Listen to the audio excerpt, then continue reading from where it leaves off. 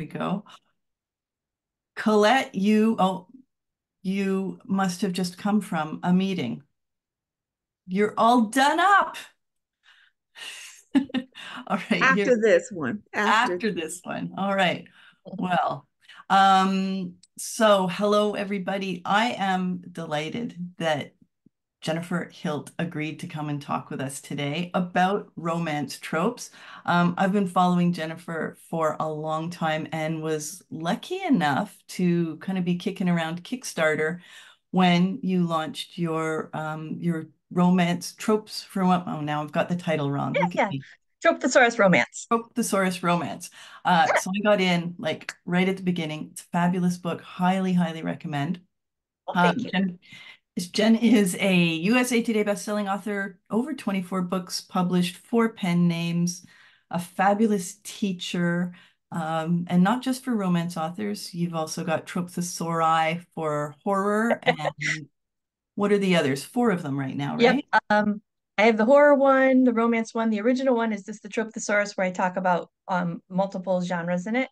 And then that led me to the other ones. And then the ones I just finished that I'm just fulfilling the Kickstarter is for the fantasy sci-fi. So Fantasy I'm like, sci-fi. ooh, Got a head nod here from Sarah. Excellent. yeah. She And writes that oh genre. yeah, yeah. And probably the end of the year, I'll do a Kickstarter for the mystery thriller one. Wow. All right. And just they're such a great tool, resource. And in case or so that we don't forget at the end, Jennifer was just telling me that this July she's going to be running a new course. Tell us about it. I'm excited. I'm going to do a course of Write Your Christmas Romance in July. So if anybody's in the mood to do that, I know I love Christmas romance, and it's just like the July thing is perfect because it's when we should be doing it, not fall.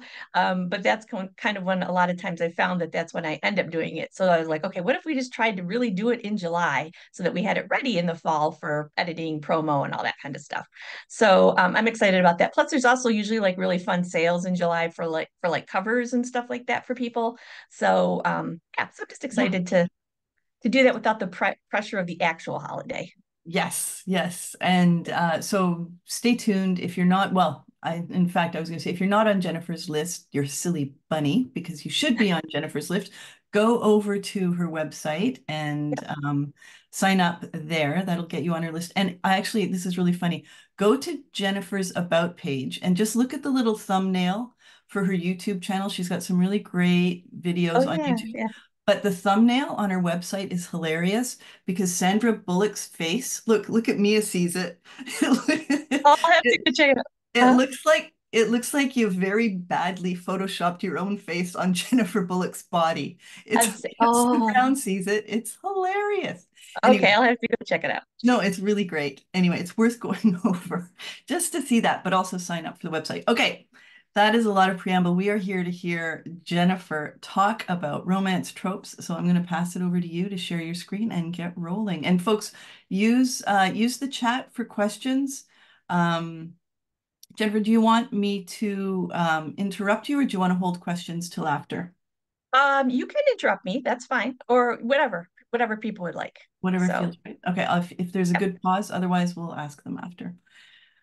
Oh, Okay, just getting us set up here. All right. Well, welcome everybody, and thank you to Danica for having me come and talk to you about tropes. As you can guess, I love to talk about them, and I'll give you a little bit more of background on how I got started. This was the Kickstarter she mentioned that I did. Let's see, was it this? I think it was this time last year. It feels like so long ago. The reason how I kind of got into tropes is I've been writing for a really long time, and I have a undergraduate, I mean, an undergraduate degree in linguistics and a graduate degree in literature. But I've always been like, since I was a little kid, I've always been a voracious reader, and even like wondering like, how do stories get kind of put together in a very, unsophisticated way, but wondering like why like some things and not others. And all that led me up to various things of my own writing. And I was ending up doing a lot of helping other authors, particularly romance, with plotting during the pandemic, because I also work as a plotter and concept creator. And while we were doing this work, I noticed that a lot of the things that we were talking about were tropes when we were talking about ideas, like who do you think your character is, or what do you see happening? And this was, about 4 or 5 years ago now. And at that time, we weren't talking about tropes so much as we are now.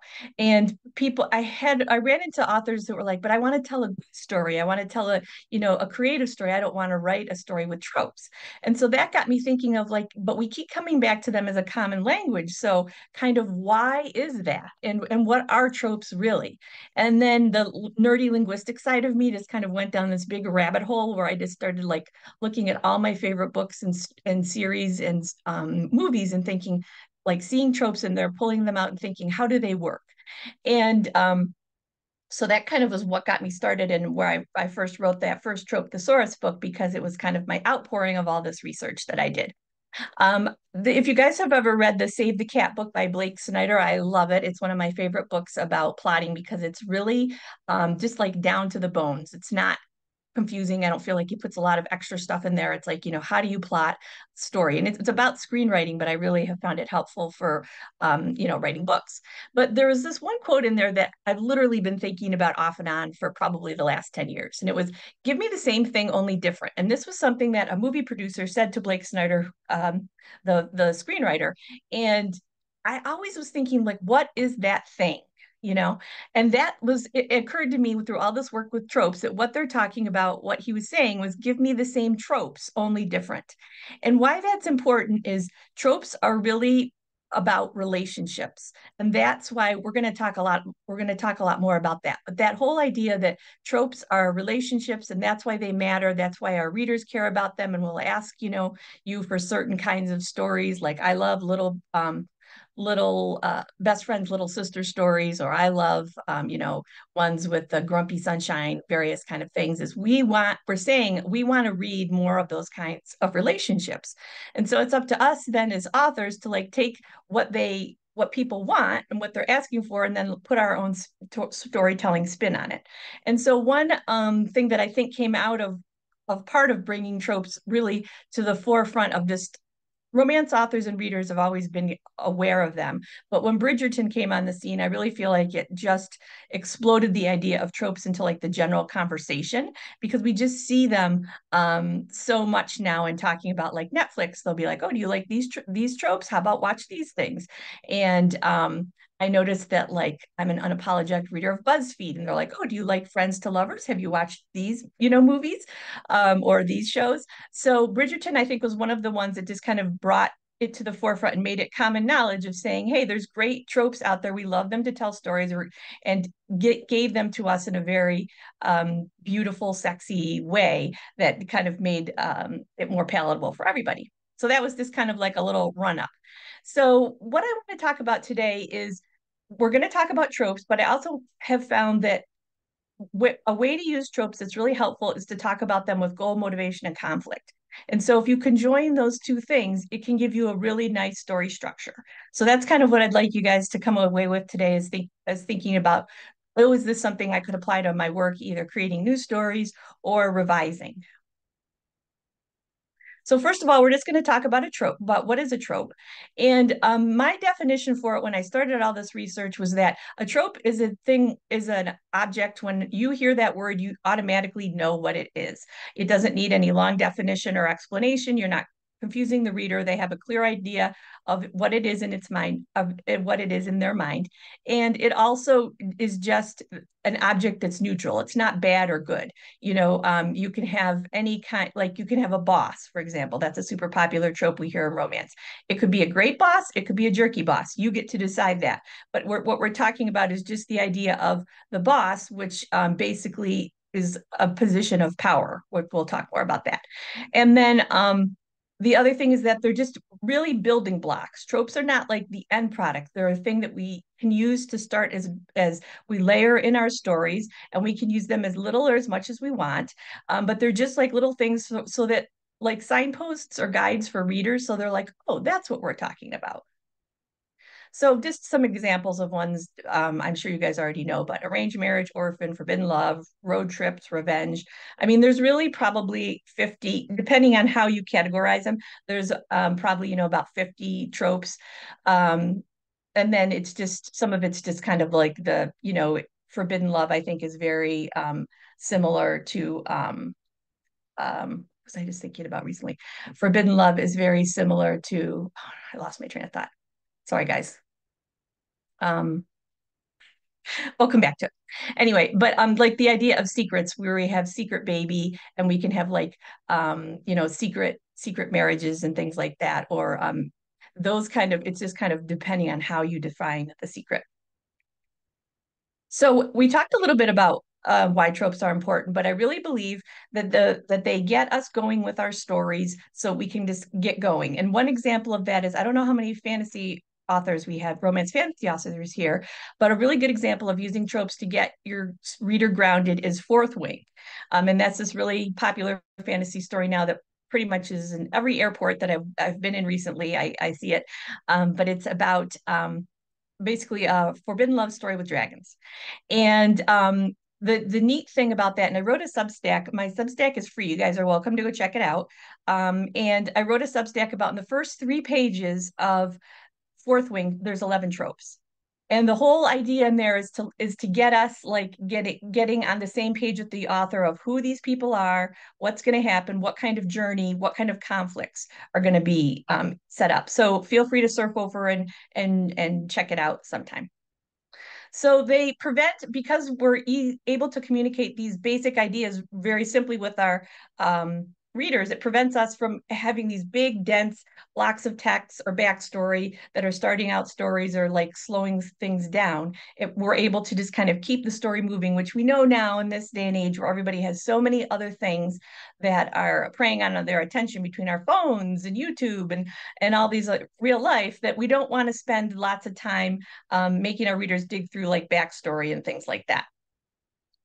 So, for example, even the idea of just saying, oh, hey, we've got this, this woman's a bride, versus saying, oh, if I couldn't use tropes, having to explain like what all that is. Okay, one of the questions I get is, but aren't tropes the same thing as stereotypes or cliches? And I don't think so. I think that stereotypes and cliches are grounded or rooted in shame, and they're really negative when we think about them. So an example of that would be I had here is the idea of the dumb jock. So if we are using that dumb jock as a character, it's first of all it's negative. We talked before about how tropes are neutral, and it makes it harder to develop that as a character. We can have a jock or athlete that has any kind of like, they can be super gifted academically. They could have some kind of learning disabilities. They could be a millionaire. They could be a scholarship student. There's all different ways we can develop those athletes. That athlete is a trope, but if we're working with a dumb jock, it just kind of makes it harder to create a really well-rounded character when we work from that kind of like negative space. So I don't, so just a quick recap. I think about tropes as the neutral ideas, story building blocks, and tropes as stereotypes or cliches. So the example that I wanted to talk to you about, it's been around a long time, but I find it's helpful because if you haven't seen this movie, you generally know kind of what it's about. And usually it's on Amazon Prime. So, most people have that. But the other thing I liked about this was because it's written from an original screenplay. So it's just kind of neat to talk about something that isn't based on a book when there's just already so many adaptations out there. But what I want to do is talk about how this movie's set up with tropes and goal, motivation, and conflict. So we can kind of see how the writer and director like created this romance. So if you haven't seen it, the plot is this middle-aged couple meet, fall in love, break up, and reunite after self-discovery. And it takes place in Long Island in the summer with like gorgeous houses and wardrobes and all kinds of escapist stuff. People still talk about it keeps even all these years later talk about the kitchen that woman has, because it's this giant open concept kitchen with all kinds of gorgeous things set up in it. But anyway, um, there's a ton of tropes in this story. They're not all used to the same amount, but when I watched it, these are ones that I see.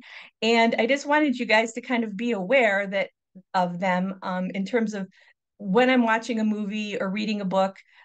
I look for these kind of things because it helps me kind of figure out, oh, how as a writer, it helps me kind of figure out how the story is put together, and it's just also kind of fun for me because it's always neat to see like how people put different things together.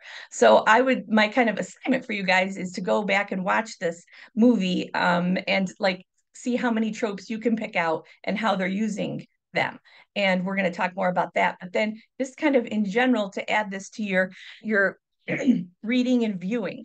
A lot of times when I read a book, most of the times when I read a book, I just am like reading it because I love the story. But then I go back and I go through it a second time, and that's when I can really see, oh, they used these tropes to set up this storyline or this arc. So it's kind of like reading for two purposes. One is a reader and one is an author, but it really does help you with your work because then you can see, oh, you can take a little bit of this and twist it for that. You can take a little bit, and that's really how storytelling is. We like knit all these various things together to form our own story. So we're going to talk about how they used trope, how this story used tropes so successfully. And one of the ways that we're going to do it is talking about goal motivation and conflict, which I mentioned before. So about 20 years ago, Deborah Dixon wrote a book, Goal Motivation and Conflict, and it's still available on Amazon. And she really goes into detail about this idea. So if it's something that you feel like, okay, I need more, knowledge about that, check that out. But I'm going to go through pretty detailed how I use it.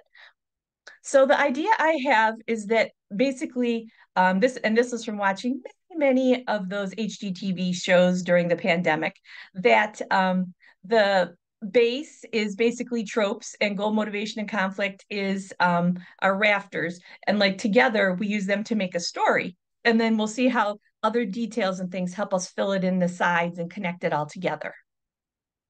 So the first thing about your goal is, and when I'm talking about a goal, I'm talking about what us as authors have as goals for our characters. And the reason why we want to know this is it helps us with to avoid the dreadful wandering in the desert about what my character wants and what my plot is. And there's two things about goals that I think are important. They need to be meaningful and they need to be measurable. And when I say meaningful, I mean that the goal has to actually have a value to them as a character. It's not something kind of as easy as, finding a new pair of shoes or something kind of superficial. It needs to be something that relates to kind of the character's core. So for this movie, Erica's goal is she's trying to write a new play and she has writer's block. She's desperate to write a new play. That's really a very big thrust of this is like the thrust of her character, her motivate, her kind of purpose for living. And Harry's goal is to stay alive. He's had a heart attack, and the doctors told him if doesn't change his ways, he's not going to make it. The reason why these are great goals are because we can tell at the end of our story, have they achieved them or not? Either Erica's going to have a new play or she won't, and Harry's either going to be alive or dead.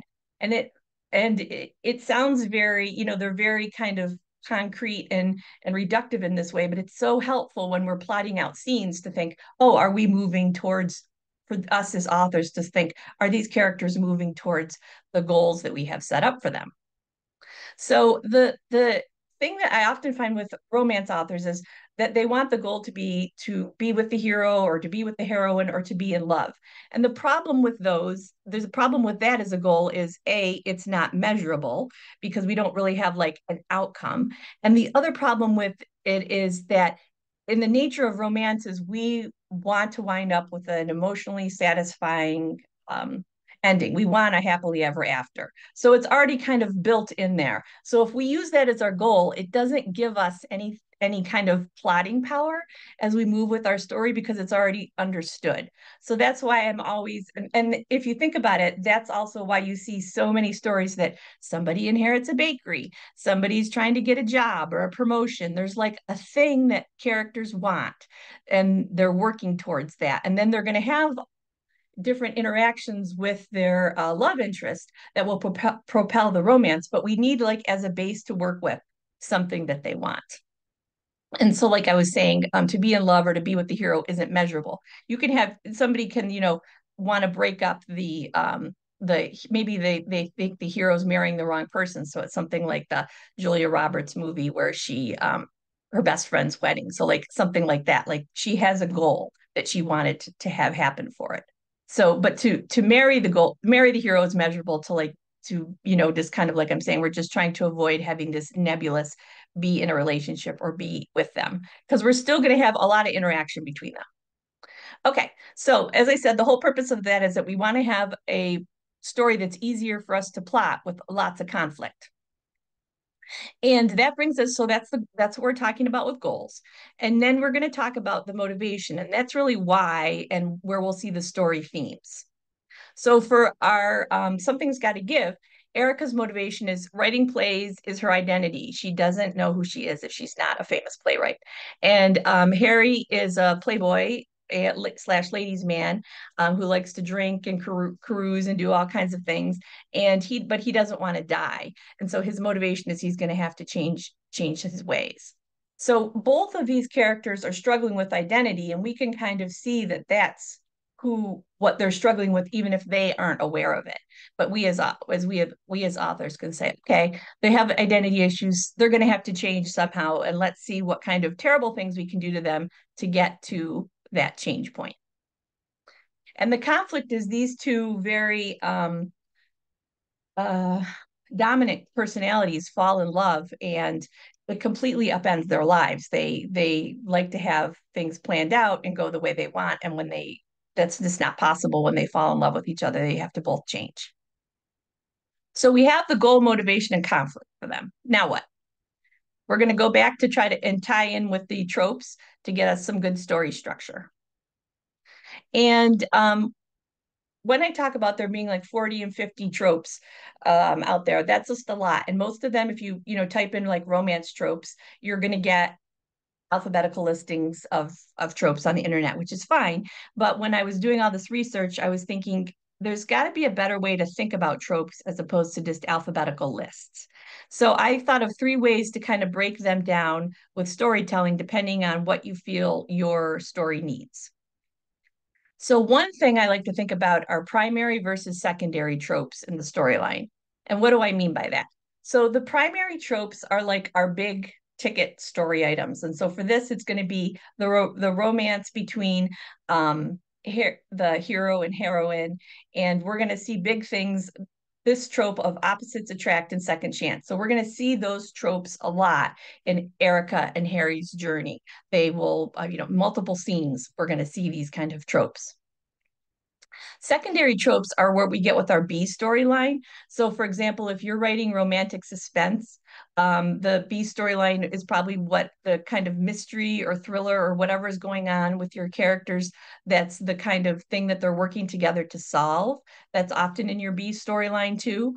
But in this movie, there's matchmaker, love triangle, and bet wager, and we see the matchmaker with Erica's friend setting her up with Harry's doctor, and that forms a love triangle because Erica starts dating his doctor, and there's kind of like attraction slash jealousy, and that how those relationships play out through the movie. And then the kind of bet wager is Harry and Erica share a similar birthday in February, and they say, oh, if neither of us is dating somebody, let's meet in Paris next year. So we kind of have that as something that's like in our storyline too, but it's not overarching. It's just kind of like almost like a low hum in the background.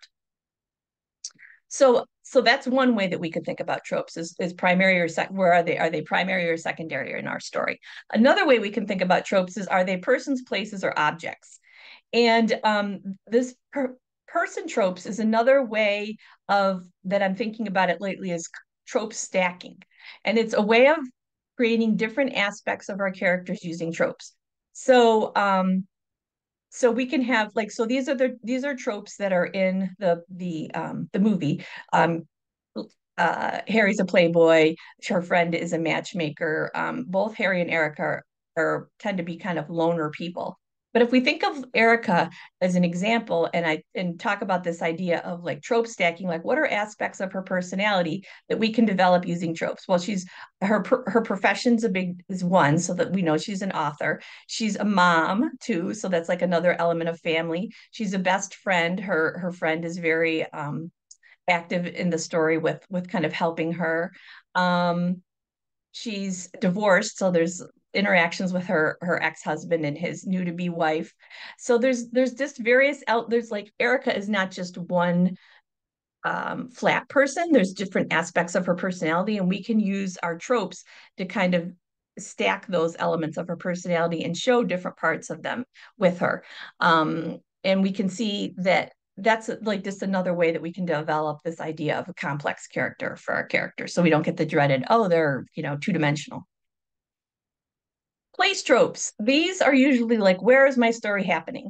So forced proximity, huge trope in romance, right? We like to have the main characters have to deal with each other, and one way to do that is by having them be isolated in terms of their location. And this definitely happens in Something's Got to Give. They wind up Harry has a heart attack and winds up he can't go back into the city, and so he ends up staying at Erica's house out on Long Island.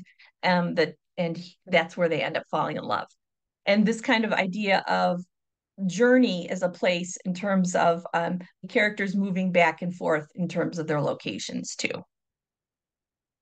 And then the big object trope in this movie was, as I talked about, was the bet wager about them meeting together, meeting up in Paris in the future. Then a third way to think about tropes is, are they secrets or changes? And there were this Something's Got to Give is not generally a story that has to do with a lot of secrets, but it is a story that has a lot of change elements in it. And so that's where Harry and Erica start out as enemies, and they move to being lovers.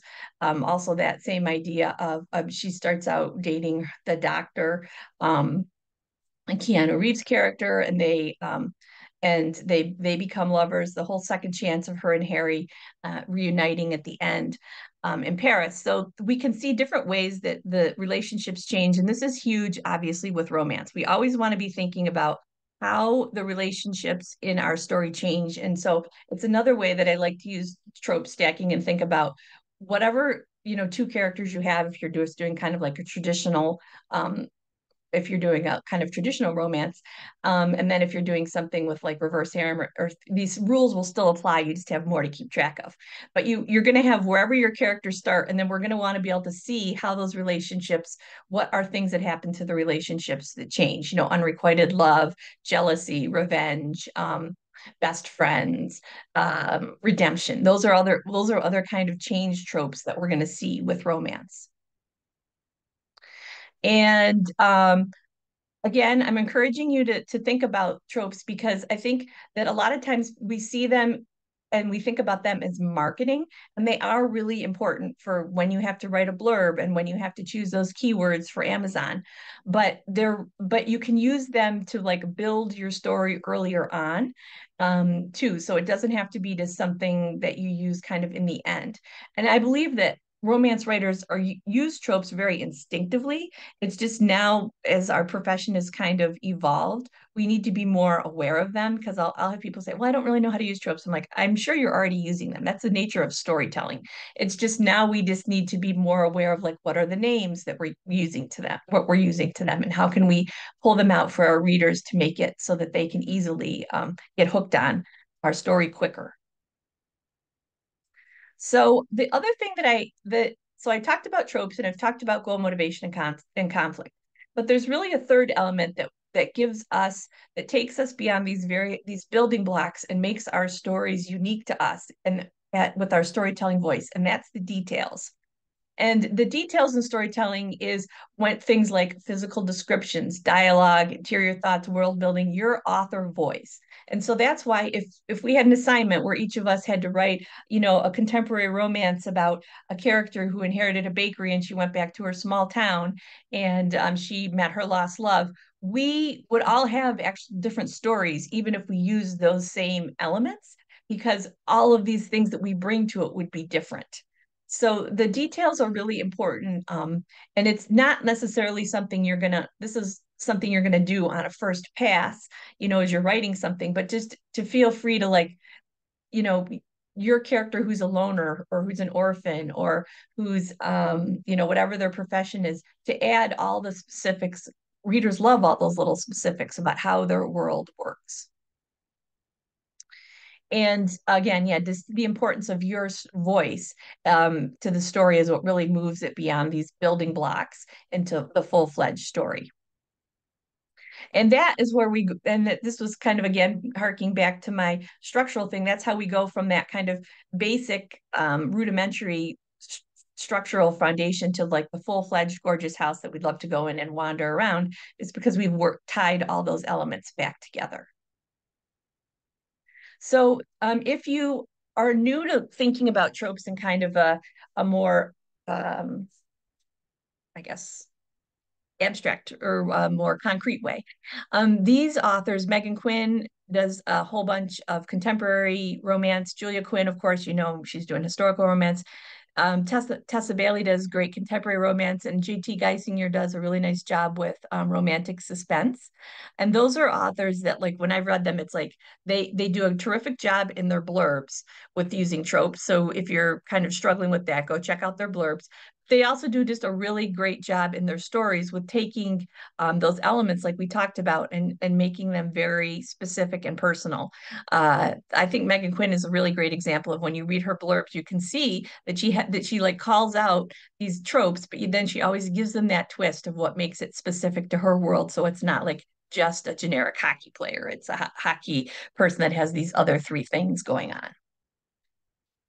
Um, as I said, and this is just, I have a romance companion workbook that has ways to work through scenes. If you're interested, you can contact me and I can help you get it off my website. But it's like, if you really want to like dig down deeper into how to take a trope and develop it into various scenes throughout your book, that was what I was messing around with this book.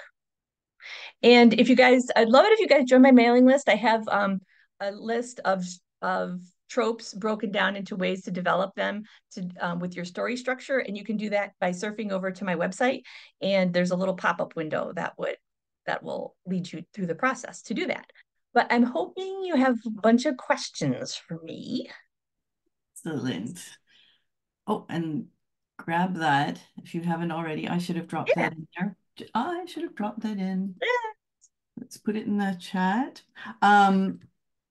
Wow. You know what? This is a total compliment. I want you to know that please accept it and hear it as a compliment. I love how quickly you speak because I have taken to watching replays at 1.5 speed, and you're practically hitting my Oh, most favorite speed to listen to information. So, okay, good to know. do you want to stop sharing so we can see your face? Oh, Yeah, good. sorry. No. You don't have to apologize. Let's just take questions and get to see you now. Yeah. Thank you. Wow, fire hose. That was I brilliant. know, I know it often is a lot, but I would love it to yeah, feel free to ask me specific questions about your work or if something you're reading or just Love whatever, and I that. will try to answer the best I can. I have one question while folks might be pondering, and I love that you've invited specific questions about works in progress. So take Yeah, Jennifer yeah. up on that That's if super you've got fun. an idea. Um, Reader expectations. So Mm, here's something that I personally have struggled with. I've written a small town. It was my very first romance, and it took place in a small town. I understood small town. So, and in whatever understanding I had, I don't know that I 100% understood exactly all the things that a reader expects mhm. from using specific tropes. So can you just Right, speak to, it's one thing to say it's going to be a friends to lovers or enemies to lovers, right. but if we layer that, there are going to be, now what is the reader wanting? What five things or Yes. what? Yes. Oh Can you yeah. talk a bit about that? Oh yeah, I'm happy to. First of all, I want to give you all another assignment because you can see I like love to give assignments. And if you haven't read Lucy Score, she does a really great job with her small town series. I can't think of the name of it, but maybe Donica, you can look it up. She has, I think it's a trilogy, and I think like when I read her books, I'm just like, ah, she just kills it with the small town. So what I think that why, and she's a really good example of somebody to talk about because they're ridiculously successful and they're just really well done. And the reason why is she really understands that the small town is more than just like a forced proximity, which of course it is, but it's absolutely 100% the relationships of that small town. So everybody in there is connected to somebody else, and that there's points of contention with those connections. And it sounds like really obvious, but then you realize when you look at her work that she really takes it down to almost like a granular level. So she's got I'm trying to think of what the first one is, what I'm thinking of, and I Is it, can't are you think of. thinking of the Knock 'em Out series or Yes, I am. Yes, Knock knock 'em him out. Yes. Right. So that was what I was thinking about. And she does the thing where she sets up like that there's going to be other characters that are, it's not every book is its own couple. But she also just does a really great job of talking about the connections between the characters so that it's like their past. So when you're talking about small town, you have forced proximity. There's always some element of redemption reunion because you're coming back to it. So there's that kind of element of it. There's always some issues of like secret and scar tropes because there was always some reason why they left. And there's always some kind of um, hidden something they think they got over. Like often, the if you think of Reese Witherspoon's like Sweet Home Alabama, right? That's like she comes back and she thinks she's all that, and she discovers that, oh, there's all these other parts of herself that she didn't realize she kind of abandoned when she left the small town. So there's like the rediscovery of those parts of the characters. So let's see, you said five things. So I was just trying to well, think I of was like. just thinking, and gossip, like always going to Oh, be yes, right. gossip. And It's not. gossip, right. And gossip. And gossip is like super interesting because I think of gossip as basically politics. And like the politics trope, I'm not thinking of like political parties. And I think it's really more like who sits next to who at Thanksgiving dinner, you know, and who has, all those little kind of small things are what people, I believe, go to the small town romances for. The person who runs the shop who dispenses advice, and, it's like people want to feel comforted and part of a community. And readers who specifically gravitate towards small town, like they really want those expectations. And I think that, they want them in a very positive light. I always, it makes me laugh because I can read those and see that, but I grew up in a small town. I did not have that experience. Therefore, I am not that kind of reader. But when I read Lucy Score's story, I was like, oh, well, if I lived in that kind of small town, it'd probably have been different. But Yes. like to not forget that kind of what romance readers like in their small town is a more like optimistic, um, kind of story than the actual, and the gossip is not of like the vicious kind that you would probably in reality find in a small town. Right. But it is really those connections of there almost always seems like there's some kind of you'll have things of like hidden identity.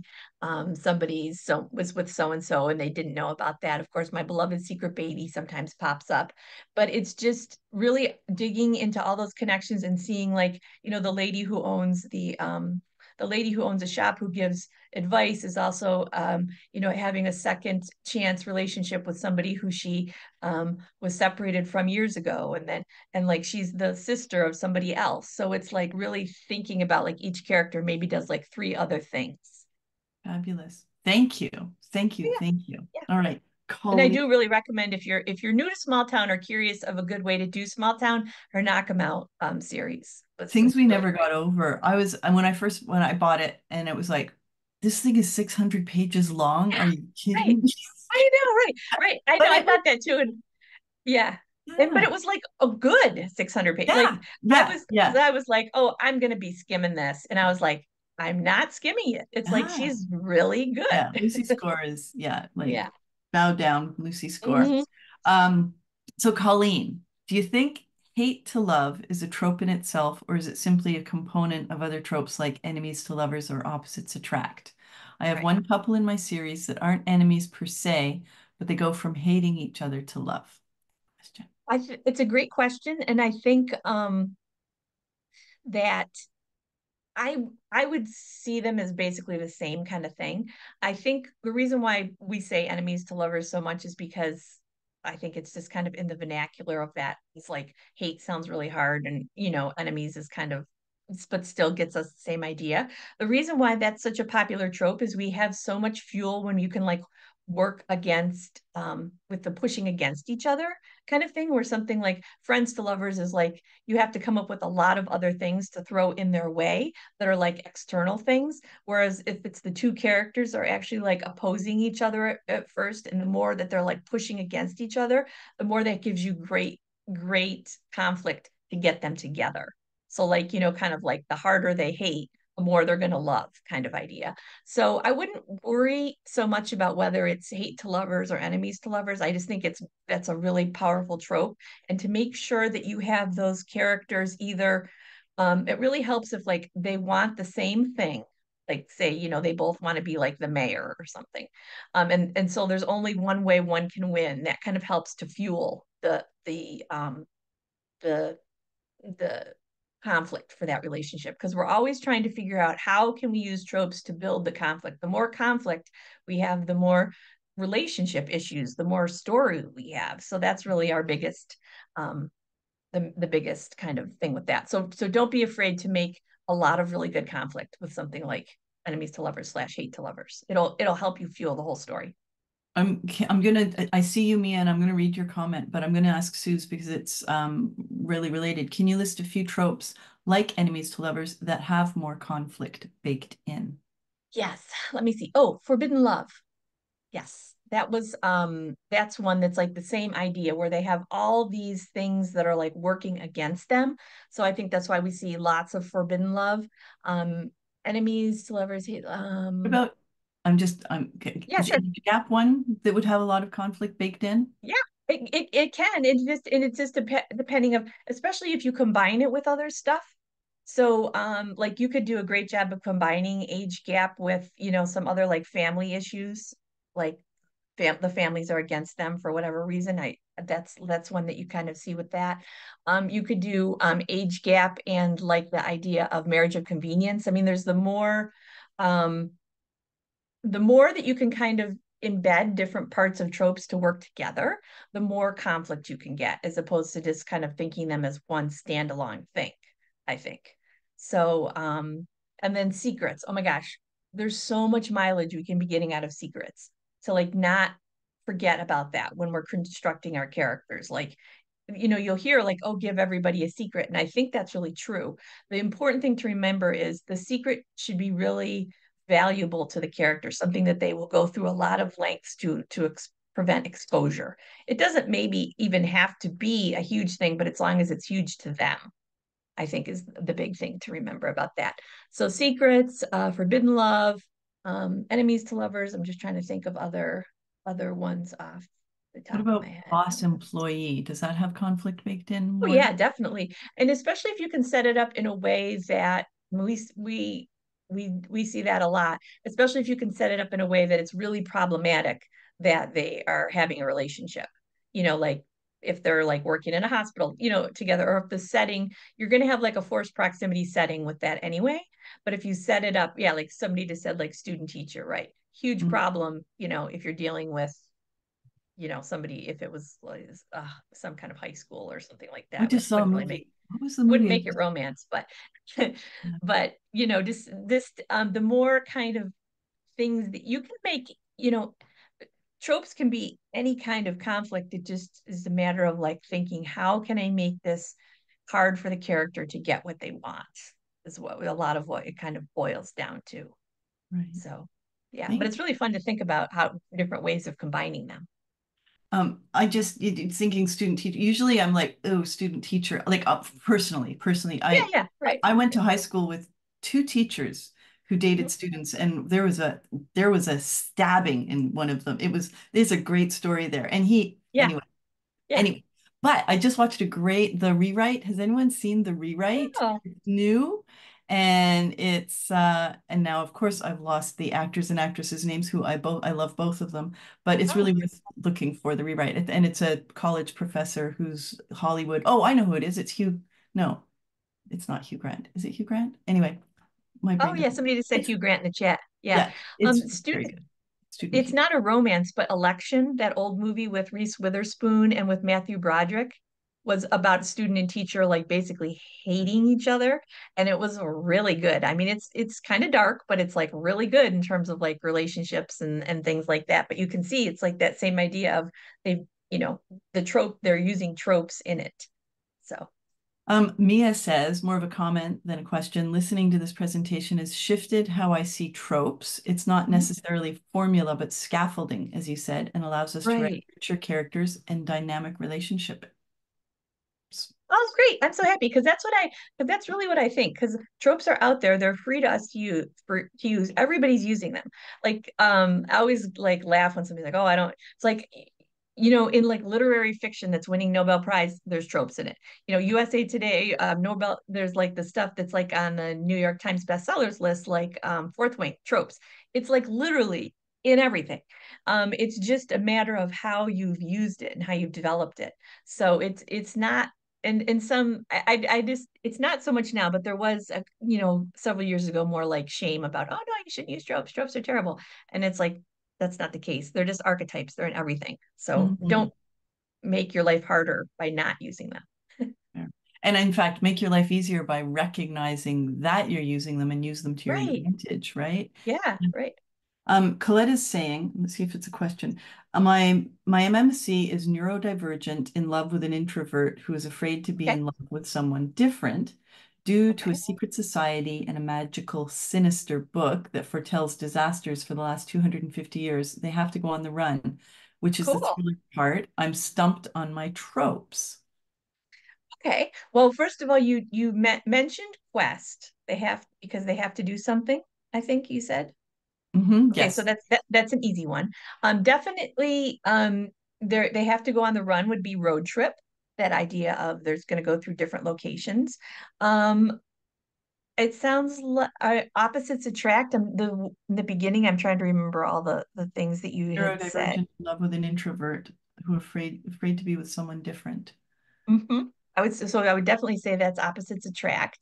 I would want to know more about like the like those individual characters in terms of like, well, definitely probably the neurodivergent one would be a loner, I'm thinking, right? Because they tend, is that what Mm. it's kind of more of the spectrum, I think. I'm not 100% sure on that. So but like if loner is like a huge one because in writing, because like something, we're almost always, our characters are trying to do the found family trope, especially with things like fantasy and science fiction where they're like really searching for their people.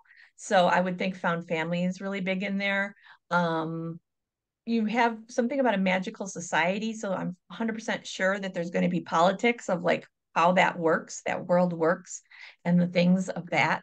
Oh, protector. It sound usually with any kind of fantasy story with a quest, there's always like the protector kind of character, or warrior. I'm sure that sounds like there's that going on. I'm just trying to think what else. There's Wow. pro and MacGuffin is like one of my favorite ones because it's like they're searching for a thing. And so that was like the kind of, that's like your object, your kind of goal that you're going to be going for with your trip to get to. So if they're searching for a thing, then you have a MacGuffin in there. Um, That's amazing. I'm in awe of how you took 25 words and came up with seven tropes. And with folks in the community, in the Author Ever After community, have heard about Colette's story, and I think you've nailed them. I don't think one of those was off base. oh, So, good, good. wow. But use those tropes when you write your blurb, because the words um, that you gave me make a reader work too hard. And I don't mean that as a I don't mean that in a derogatory way towards you or to the readers, but it's just like everybody's so darn busy that you anything that makes people think too hard, like, so you'd want to use those words in your blurb so that a reader's like, oh, quest, I love those. Oh, loner, I love those. And like you can then add your little things about the neurodivergent, but you really want to make it easy so when they're just kind of skimming through, and they see your cover, because usually, they look at the cover first and then they'll go to the blurb. They'll see, oh, it's a warrior journey, and those kind of things. That will really help get your readers. Thank you. That is brilliant. So, would you have a recommendation for hitting? So you mentioned there's as far as I can tell, six types of tropes. You've got your primary relationship trope, your secondary B story, your person, place, object, and then secret or change. Would you try to put an example of each of those tropes into the blurb to make? No, I wouldn't necessarily try to do that. I would think about what are the major I would think about like what are the major things that you're trying to communicate for. I would think about like what are the major things you're trying to communicate for the relationship and the characters. So not to do like too much stuff. So I'd use a few things to describe the characters, and then whatever kind of like relationship challenges they have, and then something with, especially with fantasy, about the world building. But you really don't. It's such a tough way to do it. You don't want to get it like too dense. It sounds silly, but really the best way is to go and study other people's tropes. Yeah, I mean, other people's blurbs. blurbs, to see how Mhm. they do it. So that's why I was saying, like Lucy, for fantasy, like go and look at the Fourth Wing Lady, um, or look at her Rebecca blurbs. Yarros, is that her name? Yes, yeah, Yeah. yeah. Go look at her blurb. And then there's a bunch of other ones, but you'll see like it's a different art form really than writing the story, writing the blurb, because they're like two different parts of your brain. But it's really like you want to have that mix of like, okay, these are the tropes in there, but also capturing the flavor of your story. So it's kind of like, I feel like the words that they used to list were a lot of the flavor of the story that you gave me, and then I gave you the tropes. So then you'd want to like meld them together. So I'd know a little bit about like, oh, what the magic is, or something, or kind of a little bit more about the particular characters. So Thank you. it's yeah, it's definitely a whole other part of the author brain to use. It sure is. It sure is. Other questions? We've got another 8 minutes or so of Jennifer's brain. Um, it's not romance, but it does kind of have some romance in it. But I'm really taken with, if you guys if you're new to looking at tropes, the Resident Alien on Netflix. It's a fish out of water story, and it's basically, if you're old enough to remember Northern Exposure, it's basically Northern Exposure with aliens. But I think they do a really great job with using tropes and characters and small town and all these kind of things we've been talking about. And so if you're just kind of like new to like how do you get them to like work together, I think that shows kind of a fun and not heavy way to kind of get an example of how tropes work together. And Oh, it is hilarious, yeah. And April knows, because I think I talked about this before, but my favorite, and it has a really great example of opposites attract in there, of how the alien and a kid, which is a really funny, like 'cause they hate each other, and I was like, oh, this I really love that relationship, and it was like a really great twist on the kind of thing that's been around a long time. very fun. Colette is asking now about blurbs. How long do you think a Yeah. blurb should be? Um, it It really depends on your genre. I think that again, it's like, yeah, not somebody was saying like 200 words, not too long. You're really only trying to like give them idea and whet their appetite. And really the best way to do it is looking at the ones that are on Amazon and how they're formatted, and like that this giving them idea of like these are some things that are going to happen, and you don't want to go into like too much, you don't want to tell the whole story, you just want to like basically whet their appetite, if you think of like a trailer for a movie. So it's kind of like pulling out the kind of big conflict points that they're going to have in the story, so that when we read it we think, I wonder how's that going to turn out, how's that going to happen. So we want blurbs to generate questions, because so I want to read it. So it's Yeah. that kind of hitting um that like sweet spot. And it takes a lot of time for me to write blurbs. So it's not like a thing I sit down and I'm done in like, an hour. So give yourself time to write it, set it aside, look at it again, show to other people, and really study the ones out there that are doing well and that seem to be people respond to. Hmm. Cool. Thank you. Oh yeah. Nope. Call it saying thank you. Oh good. Oh great. Yeah. Any other questions? So if there are no other questions, Christmas in July. Yeah, yeah. I'm gonna I'll probably open up the I'll probably set the registration up for that in June, I think, because it'll And start the July and are month. you thinking, so are you, is your thought on this, and I appreciate you've probably not fully developed the curriculum in March, but are you thinking that in 1 month we'll be writing a novella? How is that going to work? I'm trying to get myself psyched up for Yeah, what the yeah. expectation. I have written the curriculum. I just haven't looked at it recently, so I need to go back and do that. But my idea is that you would have the tools for that month to, you know, get your story written, either a draft or like maybe depending on how much you write. And I usually do like a thin first draft and I layer things in. It depends if you're one of those people that you have to get everything like really Mhm. perfect before you move on. It would take you longer. But like my idea is that you would have all the tools that you would be able to do that, during summertime. So And will you be presenting any of this live? Will there be time to meet with um you? I want to because I recorded the things before, but I really love this part. And so I'm trying to think of a way. I'd like to figure out a way to do that to have like maybe either like some office hours or some time to like interact with people about it because that's really the part of it that I enjoy, not just kind of, Yeah. teaching into a void feeling. Yeah. Well, and that's, I mean, from my own personal learning style, I learn best when I can do and then come back and have that what seems to be an impossible question to answer, ask it of someone like with your brain and have you say da da da da and go, oh, It's but always easier when you're like removed from a project. I mean, it's so much easier when because your brain is like, same thing with me. Like when I'm working on my work, my brain is like in that world. So then you have to like take several steps out to look at it from it. And you're like, oh, what about this? And you're like, oh yeah. yeah, But get you were just yeah, so looking at it one way. Right, right. exactly, Yeah. exactly. Yeah. All Well, right. feel free if you think of questions later to contact me or Donica and you can ask me Yeah. because sometimes I know it happens later. You come up with a question. So Thank you so very much, Jennifer. This was honest. I yeah, can't believe a whole hour has gone by. It was really brilliant, and even though great. I've It was read the super book, fun. I love the book. I refer to it, and this was just fabulous. So thank you. Thank you. Well, thanks for coming, you guys. Okay, let me